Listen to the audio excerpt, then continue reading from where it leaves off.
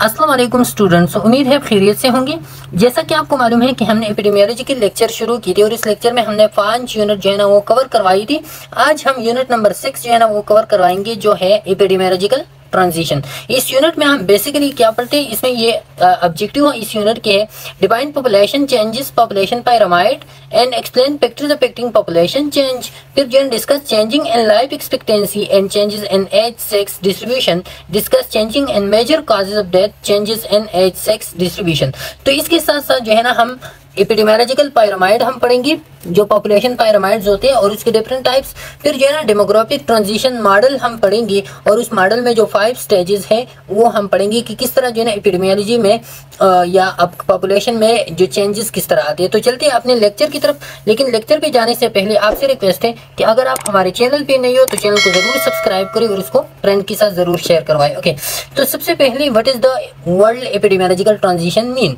तो इससे जो है ना ईपी मीन अफान है, demos mean population and logic mean study. जो ऑलरेडी आपको पता है कि एपिडेमियोलॉजी हम पढ़ते हैं किस चीज को कहते हैं हम, जिसमें हम पॉपुलेशन की स्टडी करते हैं। अब इस पॉपुलेशन की स्टडी में जो ट्रांजिशन आती है, जो चेंजेस आती हैं इस पॉपुलेशन में, तो इस पॉपुलेशन की चेंज को जब हम पढ़ते हैं तो फिर उसको हम क्या कहते हैं, एपिडेमियोलॉजिकल ट्रांजिशन। अब ये चेंज जो है ना ये होगा, इंक्रीज भी हो सकता है पॉपुलेशन में या डिक्रीज भी हो सकता है। तो वक्त के साथ साथ इंक्रीज क्यों होता है, क्योंकि अगर आपके पास हेल्दी एनवायरनमेंट हो, हेल्थ फैसिलिटीज अवेलेबल हो, तो आपकी पॉपुलेशन में इंक्रीज आएगा। डिक्रीज तब आएगा जब आपके साथ अनहेल्दी एनवायरनमेंट हो और आपके पास हेल्थ फैसिलिटीज नहीं हो, तो इस पॉपुलेशन में डिक्रीज आएगा, मोर्टेलिटी इंक्रीज होगा, डेथ रेट इंक्रीज होगा। तो इस वजह से डिजीज इंक्रीज होगी तो डिक्रीज आएगी इस पॉपुलेशन में। एपिडेमियोलॉजिकल ट्रांजिशन का बेसिक डेफिनेशन क्या है, changing patterns of population distribution and relation to changing pattern of mortality.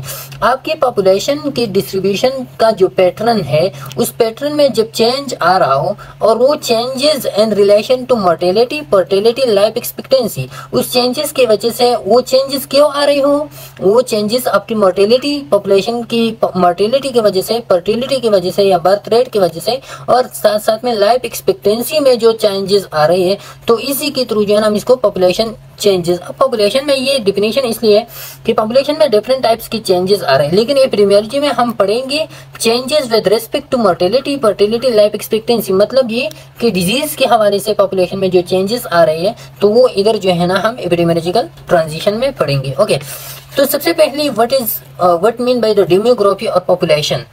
Okay, तो demography, demo mean Greek word है, डेमो से निकला है और इसका मतलब है पीपल और पॉपुलेशन, और ग्राफी मीन ग्रेफो से निकला है और इसका मतलब ये है राइटिंग, डिस्क्रिप्शन और मेजरमेंट। इसका सिंपली मतलब है डेमोग्राफी मीन पॉपुलेशन को मेजर करना, पॉपुलेशन को डिस्क्राइब करना, तो उसको हम क्या कहते हैं, डेमोग्राफी। अब demography is a statistical study of population. इसमें हम पॉपुलेशन सिंपली पढ़ते हैं and changes occurring with in the population over time और स्पेस। टाइम और स्पेस के हवाले से या वक्त के हवाले से या जगह के हवाले से जब पॉपुलेशन में चेंजेस आ रहे हो, जैसे कि मैंने आपको बताया इंक्रीज आ रही हो या पॉपुलेशन में डिक्रीज आ रहा हो, वो डिक्रीज क्यों आते हैं, इंक्रीज क्यों आते हैं, तो वो जब हम पढ़ते हैं इधर तो उसको हम डेमोग्राफी कहते हैं। किस चीज को, डेमोग्राफिकल ट्रांजिशन कहते हैं। अब पॉपुलेशन क्या है, डेमोग्राफी तो हमने पढ़ा कि ये पॉपुलेशन को कहते हैं जिसमें हम पॉपुलेशन की स्टडी करते हैं। अब पॉपुलेशन किस चीज को कहते हैं, तो population is simply a group of individual of same species living in the same geographic area at the same time.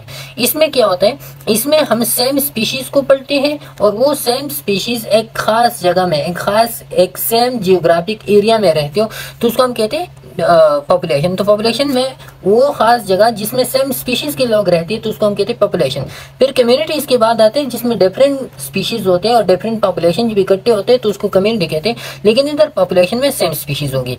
A population is often defined by demographers according to the specific needs of the research and researcher.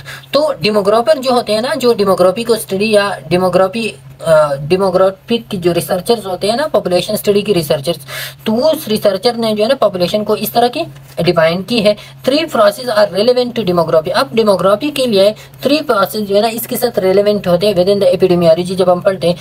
पहला वाला है fertility है, तो fertility की वजह से population increase होता है, क्योंकि फर्टिलिटी बर्थ रेट है, जितना बर्थ ज्यादा होगा पॉपुलेशन इंक्रीज होगा। दूसरा मोर्टेलिटी है, मोर्टेलिटी का मतलब डेथ रेट है, तो डेथ रेट की वजह से पॉपुलेशन डिक्रीज होता है क्योंकि लोग खत्म हो रही है। फिर तीसरा है माइग्रेशन है, तो माइग्रेशन की वजह से अगर माइग्रेशन हो रहा हो तो माइग्रेशन की वजह से भी पॉपुलेशन डिक्रीज, पॉपुलेशन क्या होगा, माइग्रेशन अब एक इन माइग्रेशन होता है, एक आउट माइग्रेशन होता है। अगर इन माइग्रेशन हो रहे हो, आपकी पॉपुलेशन को लोग आ रहे हो तो पॉपुलेशन इंक्रीज होगा। अगर आउट माइग्रेशन हो रही हो तो पॉपुलेशन फिर क्या होगा, फिर डिक्रीज होगा, क्योंकि लोग बाहर जा रहे हैं। ओके, अब पॉपुलेशन बेसिक कंसेप्ट क्या है, basic concept within the population. तो पॉपुलेशन में जैसे कि मैंने आपको बताया, there are only two ways to enter the population. Population को एंट्री के लिए कौन सी जगह होते हैं, तो the first one is birth. Birth के थ्रू जो है ना एक इंसान या कोई भी हो वो जो है ना पॉपुलेशन में एंटर होता है, और दूसरा एन माइग्रेशन है, बाहर से लोग आके आपकी पॉपुलेशन में आ रहे हैं, तो इसी की वजह से जो है ना आपका पॉपुलेशन क्या होगा, इंक्रीज होगा और उसको एंट्री होगा। आपकी पॉपुलेशन से एग्जिट किस, तो दो तरीके हैं जिसके थ्रू जो है ना आपकी पॉपुलेशन से एग्जिट हो रही है या पॉपुलेशन को लोग छोड़ सकते हैं। The first one is by death, मर के जो है ना इंसान पॉपुलेशन से निकल जाता है, या कोई आउट माइग्रेशन करी आपकी पॉपुलेशन से निकल जाए तो उसी के थ्रू जो है ना पॉपुलेशन से एग्जिट हो सकता है।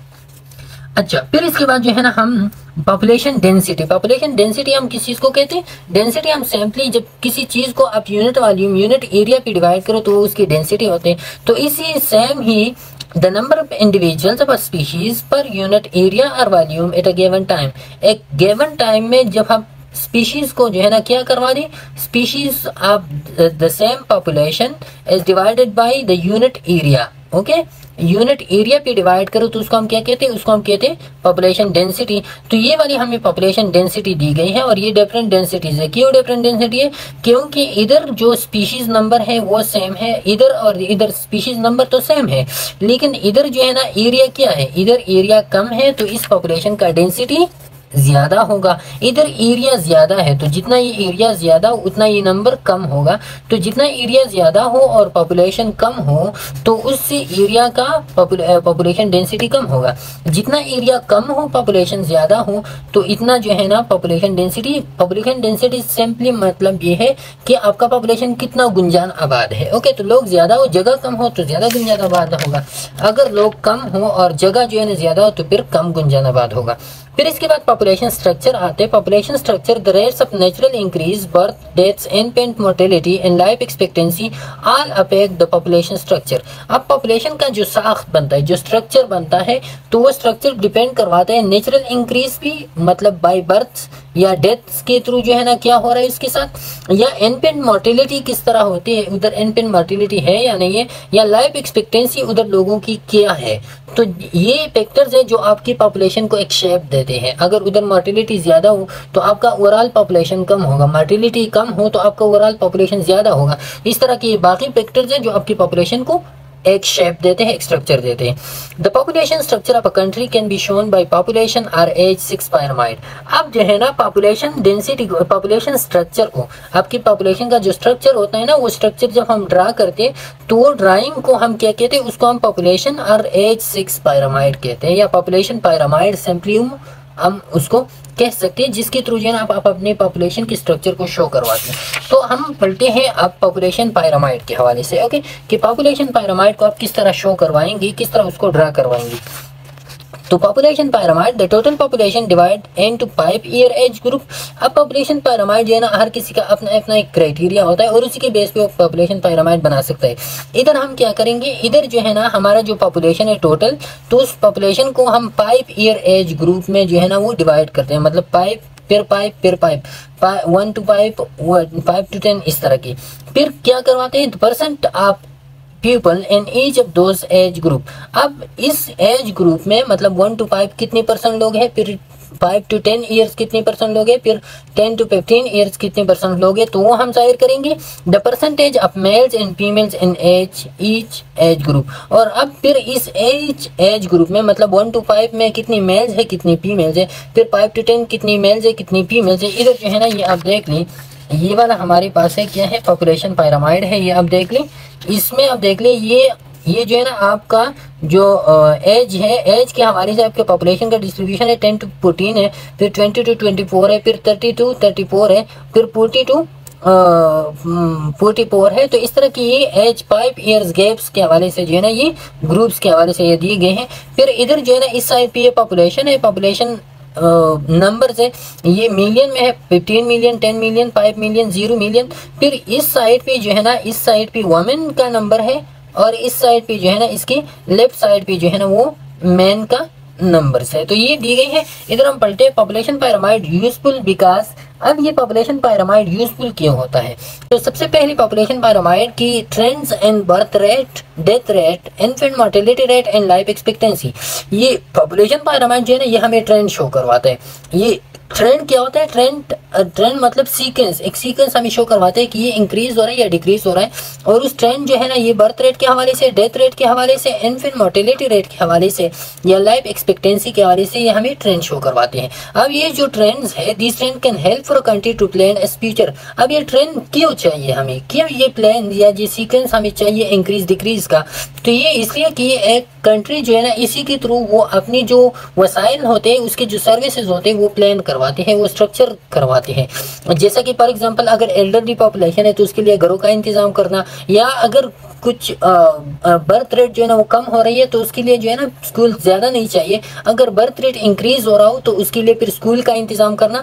या the population of the proportion of population who are economically active, या वो पॉपुलेशन जो इकोनॉमिकली एक्टिव है, इंडिपेंडेंट पॉपुलेशन है, and the proportion who are dependent upon them, और वो पॉपुलेशन जो इन्हीं लोगों पे फिर डिपेंडेंट हो। तो इन पॉपुलेशन का प्रोपोर्शन, जिसको हम डिपेंडेंसी रेशियो भी कहते हैं, और ये बाद में डिटेल से आते हैं, उधर हम डिटेल से उधर इसको डिस्कस करवाएंगे डिपेंडेंसी रेशियो को।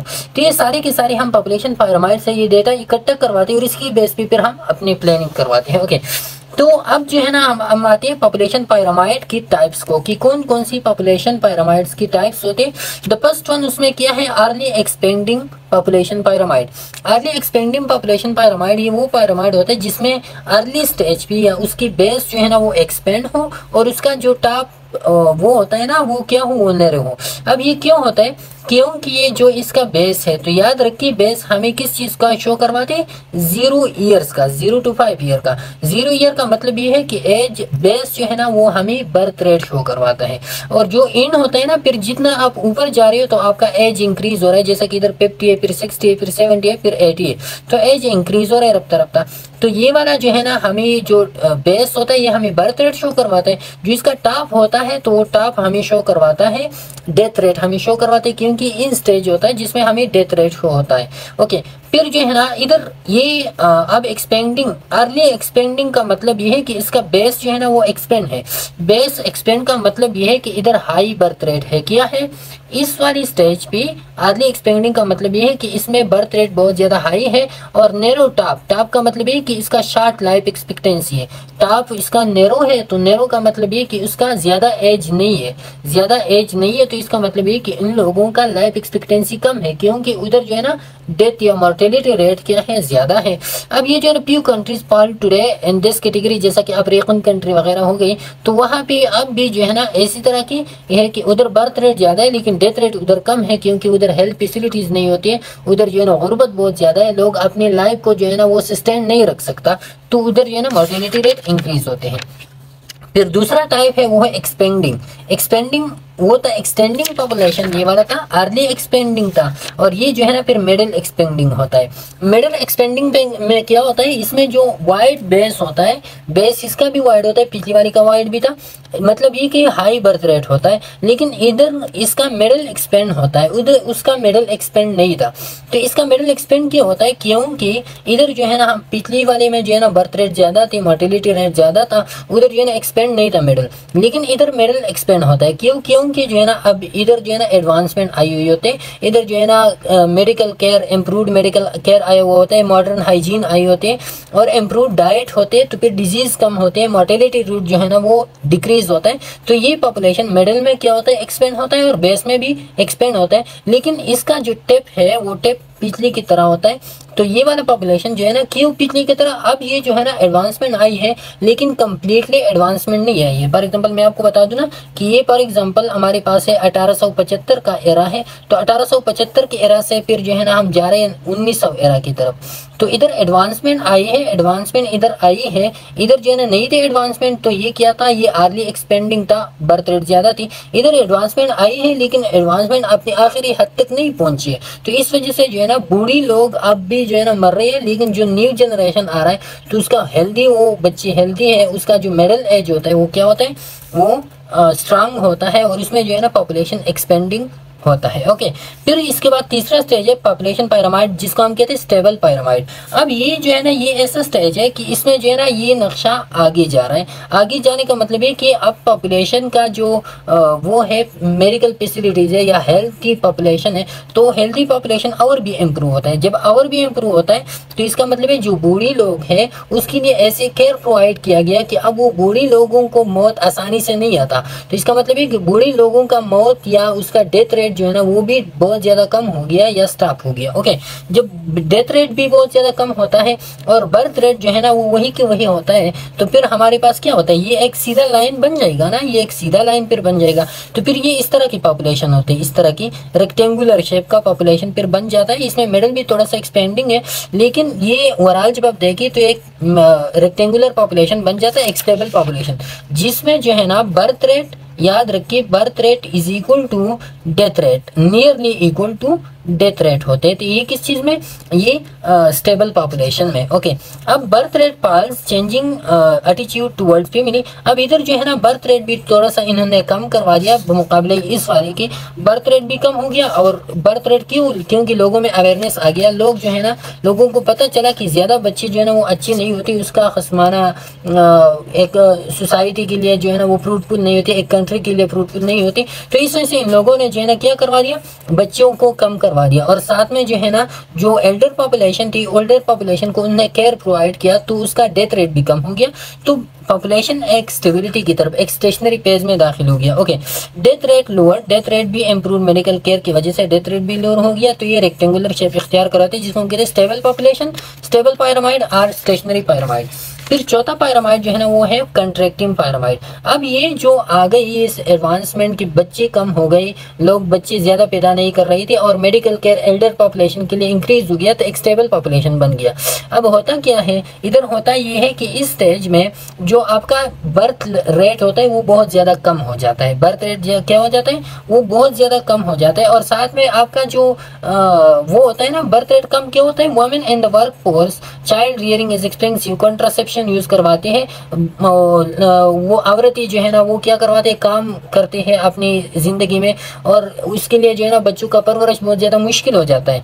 इनकरेजिंग स्मॉल फैमिलीज जो है ना, स्मॉल फैमिलीज लोग इनकरेज करवाते, स्टेट इनकरेज करवाते कि छोटे घर अच्छे होते हैं। और इस तरह की death rate continues to decrease, इसके साथ साथ जो डेथ रेट होता है वो कंटिन्यूसली डिक्रीज होता है। डिक्रीज क्यों होता है, क्योंकि उधर जो है ना मेडिकल केयर जो है ना वो ज्यादा होता है, मेडिकल फैसिलिटीज वगैरह ज्यादा होती है, तो इसकी वजह से जो है ना उसका डेथ रेट भी कम, आहिस्ता आहिस्ता जो है ना वो कम होना शुरू हो जाता है। लाइफ एक्सपेक्टेंसी, इसके साथ साथ जो है ना लाइफ एक्सपेक्टेंसी इन लोगों का बढ़ जाता है, क्योंकि जो पहले वाला था ना, पहले वाले में आपने पढ़ लिया कि उधर जो लाइफ एक्सपेक्टेंसी था वो 80 ईयर तक था राउंड अबाउट, इधर अब लाइफ एक्सपेक्टेंसी जो है ना वो 100 ईयर तक चला गया, 100 ईयर तक चला गया। और साथ में जो है ना डेथ रेट भी थोड़ी थोड़ी से उसके मुकाबले में डिक्रीज होता है। उधर भी डेथ रेट इधर भी डिक्रीज थी, और जो पिछले वाला था थर्ड स्टेज में, इधर भी डेथ रेट इंक्रीज थी, और सेम ही इधर भी डेथ रेट जो है ना वो कंटिन्यूसली डिक्रीज है। लेकिन इधर जो है ना पॉपुलेशन का जो लाइफ एक्सपेक्टेंसी था वो इंक्रीज हो गया due to improved medical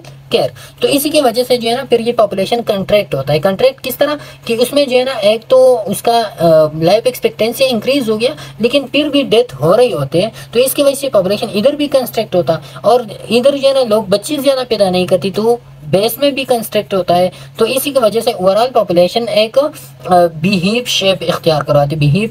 behave आप जानते हो ना, बी मतलब मक्खियाँ जो होते हैं ना, मक्खियाँ, और हीप जो उसका एक घर होता है, मक्खियों का जो अपना एक घर होता है, तो वो एक हेक्सागोनल शेप इख्तियार करवाते हैं, इस तरह की शेप उसका होता है। मक्खियों का जो घर होता है ना, इसका इस तरह शेप होता है, तो उसका हम बिहेव शेप कहते हैं। अब ये पॉपुलेशन भी इस तरह की बिहेव शेप जो है ना वो अख्तियार करवाते हैं, इसका बेस भी कंस्ट्रक्ट होता है और अपर भी टॉप भी जो है ना वो भी कंट्रैक्ट होता है। तो इसी की वजह से इसको हम कहते हैं कॉन्ट्रैक्टिंग पॉपुलेशन। अच्छा, तो ये थी 4 टाइप्स थी पॉपुलेशन की। अब इस पॉपुलेशन को जो है ना हम डेमोग्राफिक ट्रांजिशन मॉडल पे अप्लाई करवाते हैं कि कौन कौन सी स्टेज में कौन कौन सा पॉपुलेशन था, किस किस्म का पिरामिड कौन कौन सी स्टेज में जो है ना एग्जिस्ट करवाता था। ओके, अब डेमोग्राफिक ट्रांजिशन मॉडल हमें क्या कहते हैं? Demographic transition model describe a sequence of changes in the relationship between birth and death rate.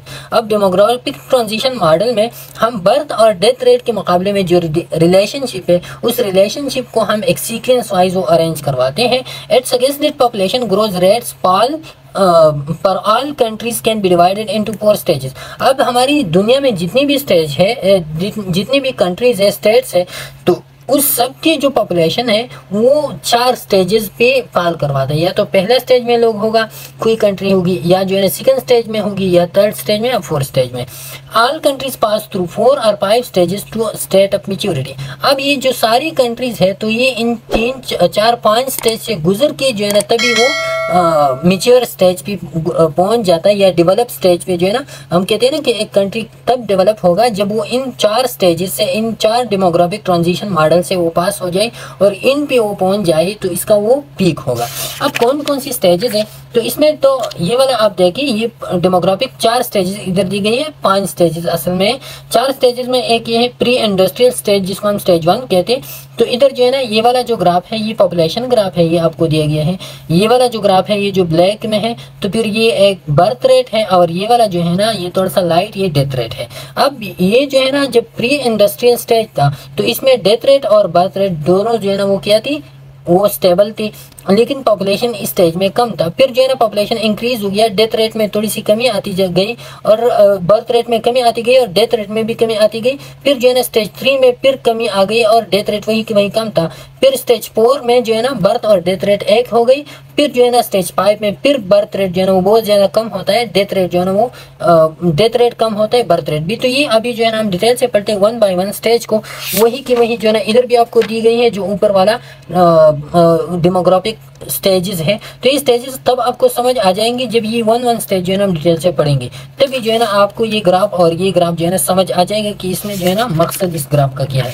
First stage हम पढ़ते हैं, फर्स्ट स्टेज क्या है। अब फर्स्ट स्टेज में क्या होता है? फर्स्ट स्टेज में जो है ना आपका हाई बर्थ रेट होता है और हाई डेथ रेट भी होता है, क्योंकि ये वो ज़माना था, तकरीबन ये 1875 या 1870 की बात है। उस स्टेज में क्या होता था? उस स्टेज में आपका बर्थ रेट भी हाई था क्योंकि लोग बहुत ज़्यादा बच्चे पैदा कर रहे थे। डेथ रेट भी बहुत ज़्यादा था क्योंकि मेडिकल केयर्स नहीं थी, मेडिकल फैसिलिटीज़ अवेलेबल नहीं थी, और इस तरह की जो है ना लोग लड़ाइयाँ झगड़े ही करते थे, उसमें जो है ना कत्ल गारतगरी होती थी। तो इस तरह की जो है ना या इन्फेक्शियस डिजीज बहुत ज़्यादा थी उस स्टेज में, तो इसी वजह से उधर जो है ना ग्रोथ कम था, बर्थ भी ज़्यादा था लेकिन साथ में डेथ भी जल्दी अकर होता था। इस स्टेज में हाई इन्फेंट मोर्टिलिटी होता था क्योंकि जो इन्फेंट केयर होता था या जो मैटरनल केयर होता था वो अवेलेबल नहीं था, तो इन्फेंट मोर्टिलिटी बहुत ज़्यादा था। लो लाइफ एक्सपेक्टेंसी क्यों कम था? क्योंकि इन्फेक्शियस डिजीज बहुत ज़्यादा थी, मेडिकल केयर अवेलेबल नहीं था। Common few 100 years ago and in developing countries today. अब ये स्टेज जो है स्टेज 1, ये जो है ना बहुत सी कंट्रीज में ने ये स्टेज गुजारा है क्योंकि वो डेवलप स्टेज पे गुजर चुके, पहुंच चुके। लेकिन बहुत ज़्यादा कंट्रीज ऐसी है जिसमें अब भी ऐसी तरह की सूरत हाल है जिसमें बर्थ रेट भी हाई है और हाई डेथ रेट भी है, जैसे कि अफ्रीकन कंट्रीज वगैरह, इसमें अब भी यही की सूरत हाल है। ओके, फिर स्टेज 2 में क्या है? स्टेज 2 हाई बर्थ रेट होता है लेकिन इधर लो डेथ रेट होता है। अब लो डेथ रेट क्यों लो होता है? लो डेथ रेट क्योंकि मेडिकल एंड साइंटिफिक एडवांसेस आ गई, मेडिकल फैसिलिटीज अवेलेबल हो गई, हॉस्पिटल्स बन गई, डॉक्टर नर्सेज मैदान में आ गई, इस तरह की जो है ना फिर बहुत ज़्यादा फैसिलिटीज़ वगैरह आ गई, तो आपके जो बर्थ डेथ रेट था वो डेथ रेट कम हो गया, लेकिन बर्थ रेट वही की वही जो है ना वो हाई रेट पे था, हाई रेट पे था। पॉपुलेशन एक्सप्लोजन स्टेज में हो गया। पॉपुलेशन एक्सप्लोजन का मतलब है कि स्टेज में जो है ना पॉपुलेशन बहुत ज़्यादा इंक्रीज हो गया, क्यों? वैक्सीन वगैरह सब कुछ आ गए। अच्छा, तो ये तकरीबन 1800s की बात है, और ये ज़्यादातर यूरोपियन कंट्री जो है ना वो अब इस स्टेज में है कि उधर जो है ना हाई बर्थ रेट है लेकिन डेथ रेट जो है ना उधर क्या है? लो है। ओके, अच्छा, फिर तीसरा स्टेज क्या है? तीसरा स्टेज जो है ना वो स्टेज है जिसमें लो डेथ रेट होता है और डिक्लाइनिंग बर्थ रेट होता है।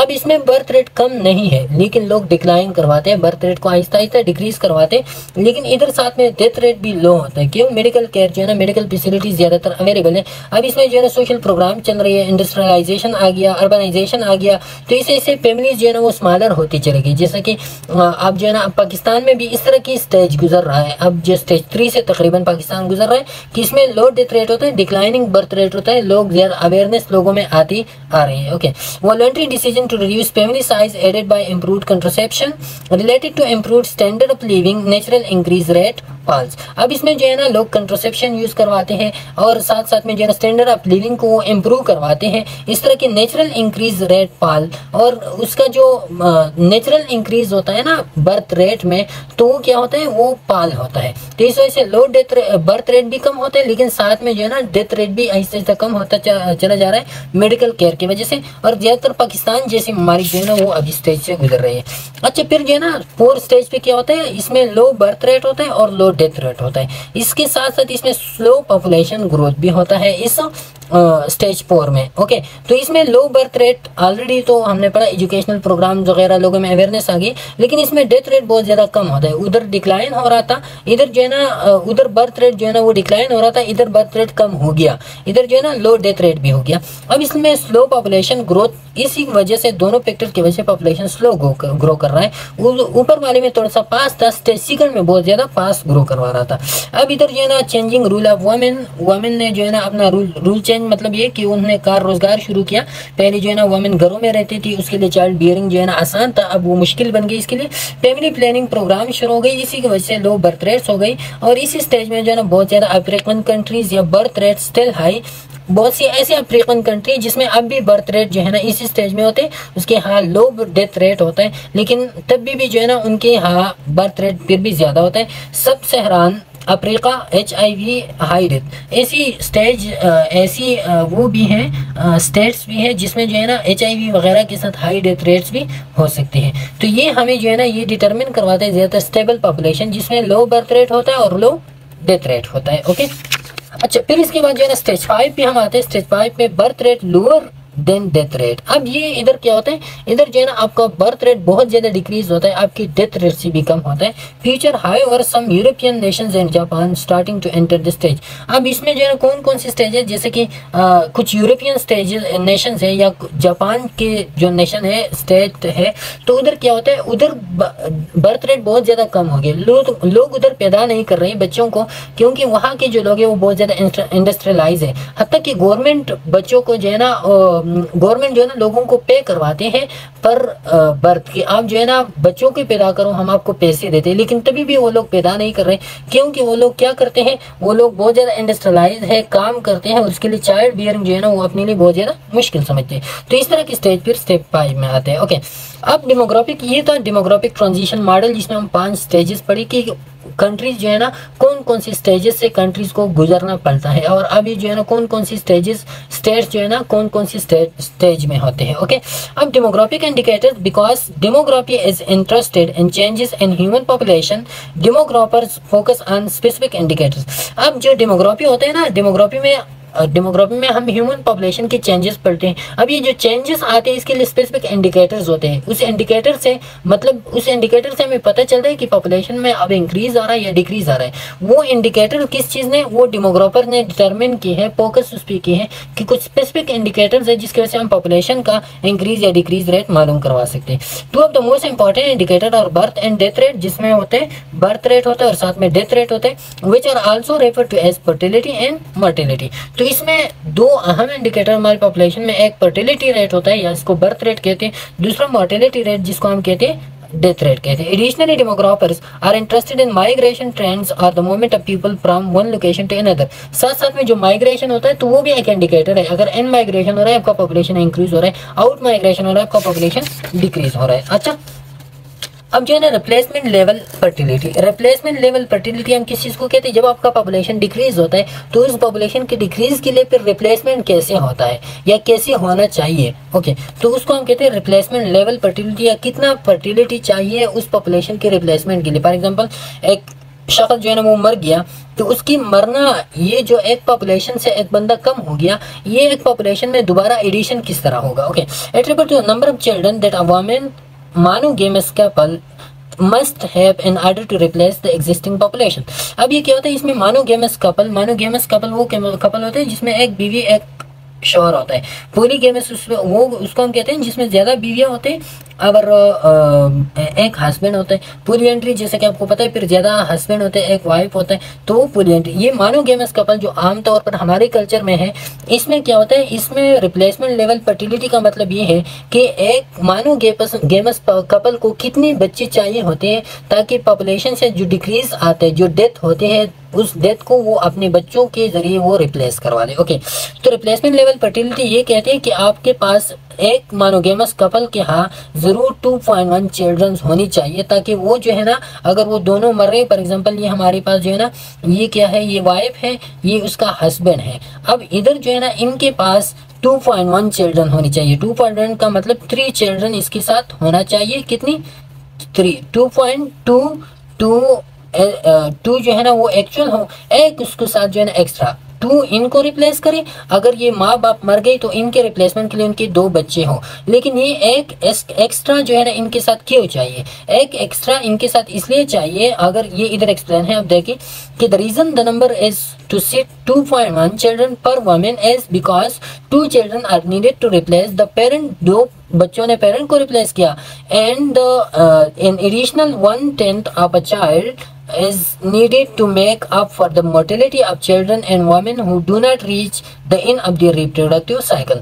अब ये जो 1/10 है, या ये एक बच्चा जो रहता है, तो ये एक बच्चा किस लिए चाहिए होता है? ये एक बच्चा अगर कोई इसका फॉर एग्जाम्पल कोई बच्चा पैदा हो गया और वो बच्चा जो है ना वो अपने मर्टिलिटी लेवल पे नहीं पहुंचा, या उसकी शादी नहीं हुई, तो शादी से पहले अगर वो बच्चा मरता है तो पॉपुलेशन के लिए नुकसान है, क्योंकि उनने प्रोडक्शन नहीं की। तो उसको मेंटेन करने के लिए फिर आपने क्या करना होता है? एक ज़्यादा बच्चा आपने पैदा करना है। ओके, ताकि वो उन पॉपुलेशन को मेंटेन करे, उस लाश को मेंटेन करे जो न तो पेरेंट्स बन गई थी, न पेरेंट्स थी, और न फादर था, न वाइफ थी। ओके, तो फिर ये उन पॉपुलेशन को मेंटेन करने के लिए एक बच्चा ज़्यादा चाहिए होता है। ओके, तो ये 2.1 रिप्लेसमेंट लेवल ऑफ फर्टिलिटी है कि आपके पास 2.1 चिल्ड्रन होनी चाहिए ज़रूर। अच्छा, अब टोटल फर्टिलिटी रेट। अब हम इंडिकेटर की तरफ आते हैं कि किस तरह हम जो है ना टोटल फर्टिलिटी रेट को मेजर करवाते हैं, फिर जो है ना हम किस तरह मर्टिलिटी को, फर्टिलिटी को, मर्टिलिटी को किस तरह। अब टोटल फर्टिलिटी रेट किस चीज़ को कहते हैं? अब population as the average number of children that would be born to a woman over her lifetime. अब ये जो है ना वो एवरेज नंबर्स है जो एक औरत को होनी चाहिए अपनी सारी जिंदगी में। सारी जिंदगी का मतलब क्या होता है? बच्चे कब पैदा करते हैं वुमेन? तो वुमेन का जो बच्चे पैदा करने का जो टाइम है अकॉर्डिंग टू WHO वो 15 to 44 और 49 ईयर्स ऑफ एज है। तो इस एज को हम रिप्रोडक्टिव एज कहते हैं। इस रिप्रोडक्टिव एज में एक वुमेन को जितने बच्चे चाहिए होते हैं उस सारों बच्चों का जो रेशो होता है, मकदार होता है, एवरेज होता है, उसको हम कहते हैं टोटल फर्टिलिटी रेट। समझ आ गया ना कि एक औरत का जो रिप्रोडक्टिव एज है, उस रिप्रोडक्टिव एज में एक औरत को कितने बच्चे चाहिए होते हैं टोटल एवरेज में, तो उसको हम कहते हैं टोटल फर्टिलिटी रेट। या पॉपुलेशन में एवरेज कितने बच्चे हैं रिप्रोडक्टिव ईयर्स ऑफ एज में, तो उसको हम कहते हैं टोटल फर्टिलिटी रेट। अभी आपको समझ आ जाएगा। इस फर्टिलिटी रेट के लिए सबसे पहले जिस औरत का fertility rate, total fertility rate मालूम करते हैं, तो औरत को होनी चाहिए she were to experience the exact current age specific fertility rates through her lifetime. अब ये जिसमें हम जो औरत इसमें इंक्लूड करवाते हैं ना, तो वो औरत ये ज़रूर जो है ना जो उसका एज स्पेसिफिक फर्टिलिटी रेट होता है वो इन्होंने गुजारा हो। एज स्पेसिफिक फर्टिलिटी रेट किस चीज़ को कहते हैं? एज स्पेसिफिक फर्टिलिटी रेट हम कहते हैं कि live birth at specific age divide by total number of women. तो ये क्या होता है? Age specific fertility rate. Age specific का मतलब ये है कि एज के हवाले से एक औरत का जो फर्टिलिटी रेट है वो क्या है। तो एज के हवाले से मतलब ये है कि उसका जो रिप्रोडक्टिव एज है वो रिप्रोडक्टिव एज डिवाइड बाय उसका जो वो होता है ना रिप्रोडक्टिव ईयर्स ऑफ एज, और divide by total number of women in this age, उसको हम कहते हैं एज स्पेसिफिक फर्टिलिटी रेट। तो age specific fertility rate simply हम मालूम करवाते हैं live birth at a specific age divide by total number of women in this age. तो लाइव बर्थ फॉर एग्जांपल हमारे पास जो है ना एक पॉपुलेशन है उसमें 10,000 लाइव बर्थ हो गई। स्पेसिफिक एज हमने मालूम किया, स्पेसिफिक एज स्पेसिफिक एज का मतलब है जो हम रिसर्च करवाते हैं जिस एज के लिए। ये आप 1 ईयर भी ले सकते हैं, 2 ईयर भी पॉपुलेशन में ले सकते हैं, 3 ईयर भी, 5 ईयर, लेकिन कॉमनली हम जो है ना 5 ईयर लेते हैं। कितने लेते हैं? 5 ईयर। तो ये 24 to 29 ईयर्स ऑफ एज के वुमेन थी, उस पर आपने रिसर्च करवाया। अब 24 to 29 ईयर ऑफ एज, ये याद रखिए ये जो स्पेसिफिक एज आप लेते हैं तो ये must with in the reproductive age हो, क्योंकि इधर हम फर्टिलिटी की बात करते हैं और फर्टिलिटी 15 से कम नहीं होता और 49 से अबाव नहीं होता। तो आपने जो स्पेसिफिक एज आप 5 ईयर लेते हो वो फर्टिलिटी रेट के अंदर ही हो। Divide by total number of womens in that age. अब सोसाइटी में इस एज वाली जितनी भी वुमेन्स है तो उसमें आप डिवाइड करें तो ये 10,000 लाइव बर्थ थी, और ये हमने जो है ना मालूम किया था 24 to 29 years of age of women की। और इस एज ऑफ वुमेन की जो टोटल रेशो था पॉपुलेशन में तो वो कितना था? वो था 1 लाख था। ओके, तो इसमें हमने डिवाइड किया इससे जो है ना, और इसको मल्टीप्लाई करो जिस यूनिट में आप चाहिए होते हैं आपको नंबर। फॉर एग्जांपल आप पर 1000 जो है ना आप करवाना चाहते हो, पर 1000, पर 10,000, तो इससे मल्टीप्लाई करो। इधर हमने पर 1000 की तो इधर इससे आ गया 100 बर्थ्स पर 1000, तो 100 लाइव बर्थ पर 1000 ये हमारे पास क्या हो गया? एज स्पेसिफिक फर्टिलिटी रेट हो गया उस पॉपुलेशन का। ओके, अब जो है हम क्या करवाते हैं, she would to survive from birth through the end of her reproductive life. अब जो है ना ये उसके लिए होना चाहिए जिसको हम इंक्लूड करवाते हैं इस टोटल फर्टिलिटी रेट में, तो वो अपने उसका जो रिप्रोडक्टिव लाइफ होता है वो रिप्रोडक्टिव लाइफ उन्होंने सर्वाइव की हो। इट इज ऑब्टेन्ड बाय, अब ये जो फर्टिलिटी रेट है ये फर्टिलिटी रेट हम किस तरह ऑब्टेन करवाते हैं? It is obtained by summing the single year age specific rates at given time. अब गिवन टाइम में जो सिंगल ईयर एज आप लेते हो या 5 ईयर एज आप लेते हो तो वो आप ले लो, लेकिन एज इसमें आपने ज़रूर मेंशन करवाना होता है। तो उस एज के हिसाब से जो है ना उस सारे एज वालों की ये हमने एक पॉपुलेशन की मालूम की 24 to 29 ईयर की। फॉर एग्जांपल आप जो है ना दूसरा एक एज स्पेसिफिक फर्टिलिटी रेट मालूम करते हो और इसमें आपने एज लिया उसी पॉपुलेशन का 35 to 40, तो इसका for example live birth total आ गई 150 बर्थ पर 1000। फिर जो है ना तीसरा आपने मालूम किया किस एज ग्रुप के लिए? 36 to 35 years of age group के लिए, और इससे आगे आपके पास 120। तो ये आपके पास जो है ना एज स्पेसिफिक को फर्टिलिटी रेट्स आ गई उसी पॉपुलेशन की डिफरेंट एज ग्रुप के लिए। ओके, अब आपने जो है ना टोटल फर्टिलिटी रेट में इन तीनों को आप क्या करवा दो, ये जो different age specific fertility rates हैं इनको आप ऐड करवा दो। एडिशन के बाद इससे आगे 370। अब ये जो आपने ऐड किया तो उस एडिशन के बाद फिर आपने क्या करवाना है, फिर इसको जो एज ग्रुप आपने ली है वो एज कितना एज ग्रुप आपने लिए तो उसी एज ग्रुप के साथ फिर जो है ना इसको मल्टीप्लाई करो। तो 370 हमने 5 के साथ मल्टीप्लाई किया तो ये हमारे पास आ गया 1850 आ गया। अब आपने किस यूनिट में आपने डिटरमिन करवाना है, 1000 में करवाना है, 2000 में करवाना है, 10,000 में। हमने इधर 1000 में करवाना है तो 1000 पे डिवाइड करो तो आपके पास आ जाएगा 1.8 पर वुमेन। अब एक वुमेन का जो टोटल फर्टिलिटी रेट पॉपुलेशन में होता है वो कितना होता है? 1.85। इसका मतलब ये है कि एक वुमेन जिसका रिप्रोडक्टिव एज 15 to 49 है तो उसी सोसाइटी में वो वुमेन एवरेजली जो है ना हर एक वुमेन के साथ 1.85 बच्चों की पैदाइश का गुंजाइश है या पैदा करते हैं। तो फॉर एग्जाम्पल ये डेटा हमने पेशावर के लिए लिए तो पेशावर में हर एक वुमेन जो है ना वो एवरेजली 1.85 बच्चे जो है ना वो पैदा करते हैं। तो ये टोटल फर्टिलिटी रेट आता है। अब हम जो है ना हम क्या करवाते हैं, टोटल फर्टिलिटी रेट में एक 3 टाइप से, एक होता है जनरल फर्टिलिटी रेट, दूसरा होता है टोटल फर्टिलिटी रेट और तीसरा होता है crude birth rate. General fertility rate हम किसको कहते हैं? जिसमें हम एज को मेंशन नहीं करवा, जैसे कि हमने इधर 5 ईयर्स का लिया, अब 6 ईयर का कोई ले रहा है, कोई 10 ईयर का ले रहा है, तो ये हम मेंशन करवाते हैं टोटल फर्टिलिटी रेट में। फर्टिलिटी रेट में हम स्पेसिफिक एज ग्रुप को मेंशन करवाते हैं, मतलब live birth divide by specific age within reproductive age. Reproductive age के अंदर एक स्पेसिफिक एज आप मेंशन करवाते हो। लेकिन जनरल फर्टिलिटी रेट में आप जो है ना एज को मेंशन, स्पेसिफिक एज को मेंशन नहीं करवाती, हालांकि आप रिप्रोडक्टिव एज को मेंशन करवाते हो। तो ये किस तरह? Live birth divide by reproductive age women. Reproductive age की कितनी, लेकिन स्पेसिफिक एज आपने मेंशन नहीं किया।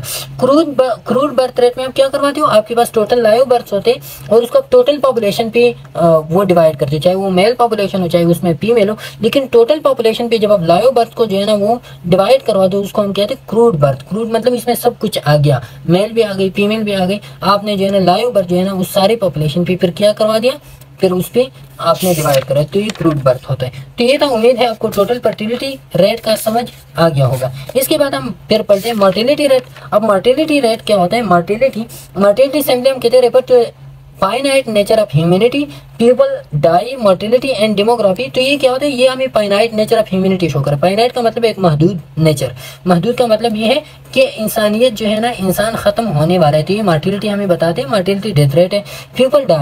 People die, mortality and demography is interested in the number of deaths in a given time or place or the proportion of deaths in relation to population। अब इसमें हम क्या करवाते हैं, नंबर ऑफ डेथ्स मालूम करवाते हैं, या जो प्रोपोर्शन ऑफ डेथ होता है विद रिस्पेक्ट टू पॉपुलेशन वो हम मोर्टेलिटी रेट में मालूम करते हैं। Okay, some of the more common demographic measures of mortality include. अब इसमें जो है ना डेमोग्राफिक मेजर ऑफ मोर्टेलिटी में कौन कौन सी इंडिकेटर है, जैसे कि क्रूड डेथ रेट होगी, जैसे मैंने आपको क्रूड बर्थ का बताया वैसी की वैसी क्रूड डेथ में है कि आप टोटल डेथ को टोटल पॉपुलेशन पे आप डिवाइड करते हो तो इससे आएगा क्रूड डेथ रेट। अगर आप 1000 पे डिवाइड करवाना चाहते हो तो 1000 पे करवा दो, आपके पास पर यूनिट का आप मैं बता रहा हूँ पर 1000 पे करवा दो, पर 10,000 पे, पर टोटल पॉपुलेशन पे करवा दो। फिर एनपिन मोर्टेलिटी रेट, एनपिन मोर्टेलिटी मतलब number of annual number of deaths of children less than 1 year. Less than 1 year को हम एनपिन कहते हैं ना, तो लेस देन 1 ईयर के जितने भी बच्चे होते हैं उसके जितने वो आते हैं ना, क्या कहते हैं उसको, एनुअल नंबर ऑफ डेथ्स होते हैं। और इसको जो है पर 1000 लाइव बर्थ, तो 1000 आप करवाते हो 5000, लेकिन ज्यादातर यूज होता है 1000 यूनिट यूज होता है, तो आपने 1000 में करवाना है। फिर life expectancy, the number of years which an individual at a given age can expect to live at a present mortality rate. अब ये क्या है, ये कितने ईयर्स के लिए एक इंसान जिंदा रहने की उम्मीद है उसको, तो उस उम्मीद को हम क्या कहते हैं, उसको हम कहते हैं life expectancy. For example Pakistan में क्या है 64 to 67 है, तो एवरेज लोग जो है ना ज्यादातर इस एज तक पहुंचते हैं। अब ये एनपिन mortality rate by region 1950 to 2050। Okay, तो ये क्या है, ये एनपिन मोर्टेलिटी रेट, इधर जो है ना एनपिन मोर्टेलिटी रेट का रेशियो इन्होंने दिए, इधर जो है ना ईयर्स इन्होंने मेंशन किए, तो ये डिफरेंट है। सबसे पहले ये एनपिन मोर्टेलिटी बहुत ज्यादा था, फिर एडवांसमेंट आ गए मेडिकल केयर में, तो ये एनपिन मोर्टेलिटी जो है ना कम होता गया। ये अफ्रीका का है, ये एशिया का है, ये वर्ल्ड का है, टोटल दुनिया का ये है।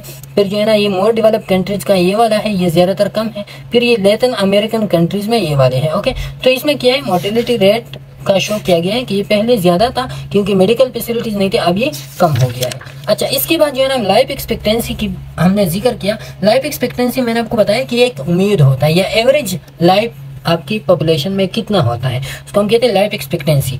अब life expectancy is the average number of years an individual of a given age is expected to live at current age specific mortality rates continue to apply. अब उसका जो current age specific mortality rate होता है ना, जैसे कि हमने as specific fertility rate का बताया कि उसी एज को जब हम मेंशन करवा दो तो उसी के हवाले से जो फर्टिलिटी बनता है। इधर जो है ना एज स्पेसिफिक मोर्टेलिटी मतलब ये कि उसी एज के हवाले से उधर जो लोग प्रेजेंट होते, फॉर एग्जांपल आप किसी की, फॉर एग्जांपल एक बंदा है उसकी 65 ईयर्स ऑफ एज है, अब आप उसकी लाइफ एक्सपेक्टेंसी को मालूम करवाना चाहते हो तो उसी एज के हवाले से उधर जो फर्टिलिटी रेट होता है उसी ईयर में, तो उसी को मेंशन करवा के आप उसी के बेस पे जो है ना उसका लाइफ एक्सपेक्टेंसी मालूम करवाते हो कि वो कितना है। ओके, तो ये life expectancy the average number of year. तो अब ये जो है ना इसको अगर कितनी साल जो है ना ये जिंदा रह सकता है, एवरेजली जो है ना क्या सूरत हाल है, एवरेजली तो उसको हम कहते हैं लाइफ एक्सपेक्टेंसी इस बंदे का within the specific age. लेकिन लाइफ एक्सपेक्टेंसी एट बर्थ क्या होता है,